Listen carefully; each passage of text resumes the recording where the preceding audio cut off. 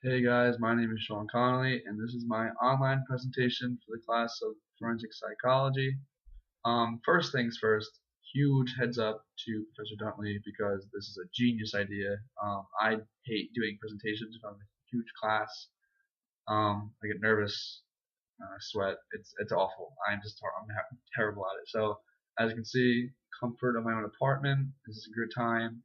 I'm ready to go. So let's start off with my presentation, which I chose Interrogations and Confessions. We all know what the two mean. Interrogation is examining a suspect or questioning them formally and officially, and a confession is pretty much a suspect saying, I did the crime, this is how I did it.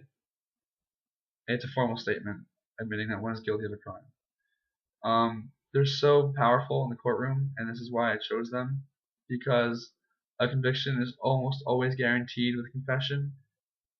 Statistics show that 39 to 48% of suspects make a full confession. They save long hours of work, paperwork, and they are welcomed in the courtroom, I guess I would say, because of this, because they save so much time and weeks and months of interrogating and of courtroom questioning.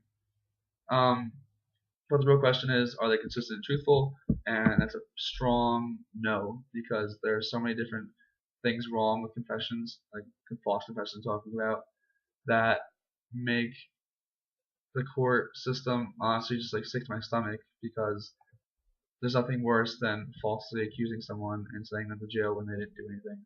And that's another reason why I strongly picked this topic, because I know so much about it, more than just from class. Statistics show that 25% of all wrongful confessions are due to false confessions. So right there, that's a problem. Um, so the one thing I always wondered about this topic was, why do so many people make false confessions if they know they're not guilty? It just never made sense to me. Like I would never like admit to a crime and to do it, especially if it was like murder. Like I'm gonna go to jail for life for that. Why would I even prove or admit that? But after reading why some people do, I actually do feel bad, and it actually makes sense. And I probably would do the same exact thing. Four main factors that determine false confessions are intimidation, deception, fatigue, and abuse. And there are ways to even solve or find out if someone is making a false confession. The first form is proven innocence. Proven evidence shows confessor is guilty. Innocent. So, let me reword that. Proven evidence, there it is, shows the confessor was lying. My bad. I'm trying to do this whole thing without looking at my notes. So just bear with me if I mess up and I have to look back at my notes or something. What this means is the presumed example of this. I mean, is if the presumed murder victim is found alive, obviously the person who would confess to killing is lying, because the person they killed is actually alive right down the street. The second form to show if the confession is false is physically impossible for the suspect to have committed the crime. Say the time of the murder. We're gonna keep saying murder. It's easier. Is at like 3 p.m. and there's witnesses that saying like, no, you were in class at 3 p.m. like, or you were at work at 3 p.m. There's no way you could have done this. You can easily tell if they were lying. They were not in the time. They were not in the place at the right time of the murder, so it's physically impossible. The true perpetrator is allegedly identified. That's another way.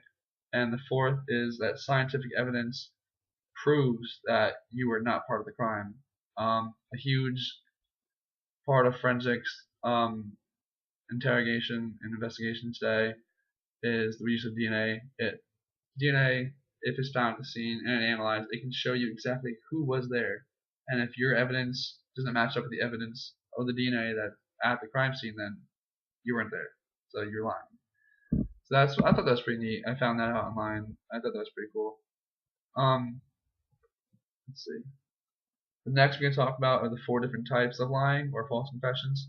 The first is instrumental and coercive, which is a long, intense interrogation, and the person confesses basically just to stop the interrogation because of hours of questioning, and eventually get emotionally drained. The second form is instrumental voluntary, which the confessor confesses to achieve some certain type of goal, or in this case, an example of this would be fame. And I want to compare this to Damien Eccles in that interview we saw, or that video we saw, when, well, first off, he didn't falsely confess anything, but once he was found guilty, flies everywhere. Once he was found guilty, he said that in his town where he lived in, I don't remember where it was, but he said it was nothing went on, nothing happened there, but once he got arrested and charged with these crimes, that people are going to remember him forever. And that's a positive he saw in his mind for the murdering of 3 little boys, and I thought that was sickening, honestly. He's going to be known as the boogeyman, he said, and he's actually happy that he's achieved this goal of some fame. And that's just an example, which I think is honestly, it's messed up. The third is authentic coercive. It's a long and intense as well, and the interrogator actually deceives the suspect into thinking they truly did commit the crime, even though they didn't. Eventually, after long hours of interrogation, they seem to believe the interrogator, saying like, "Wow, maybe I did do this. I just didn't know, or I wasn't like conscious at the time I did it." And the fourth form of false confessions is authentic voluntary, which a confessor pretty much confesses falsely due to a mental illness. There are ways people believe, there are ways, actually, I don't agree, that there are ways to prevent false confessions. The one main form that people believe, sorry, there's bugs everywhere, it's gross. The first way that people believe, the main way, is video recordings, which records the entire length of the interrogation and acts as a permanent record, but there are ways to manipulate everything in the court system. One way is only partial recordings of only partial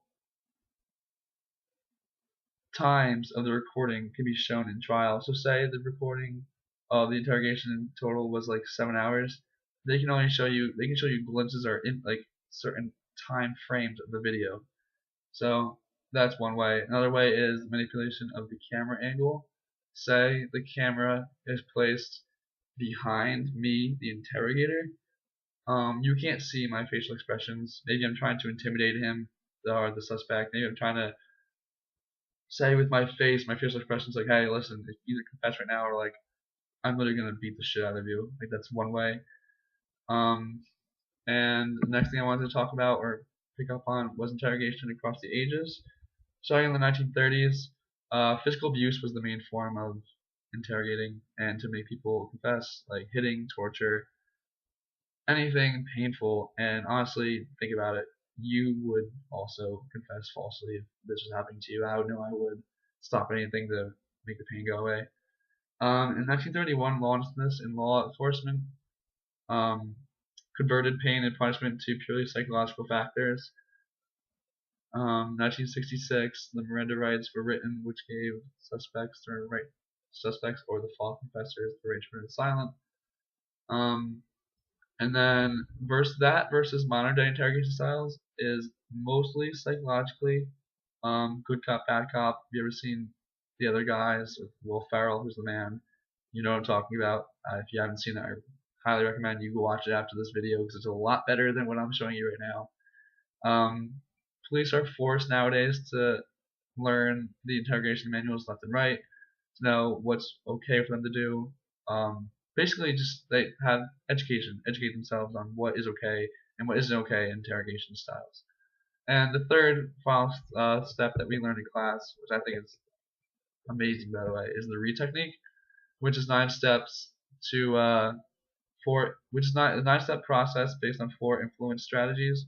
The first is loss of control. The second is a social escalation. The third is certainty of guilt, and the fourth is exculpatory scenarios, which pretty much takes the blame. Exculpating scenarios takes the blame off of the suspect to make them feel better about themselves. To say like, hey, anyone would have done this crime. It's not just you. You're a great person. And something I found online that I thought was pretty cool is that 2,000 randomly selected Reed graduates who attended, what did they attend? Training programs on the Reed technique resulted in 88% to 97% success rate of the Reed technique in their individual cases. So what this means is these people who are training to be interrogators use this technique in their casework, and it was that was their success rate, 88 to 97% success rate. 1 second, my computer's about to die. I don't want to lose this, so 1 second.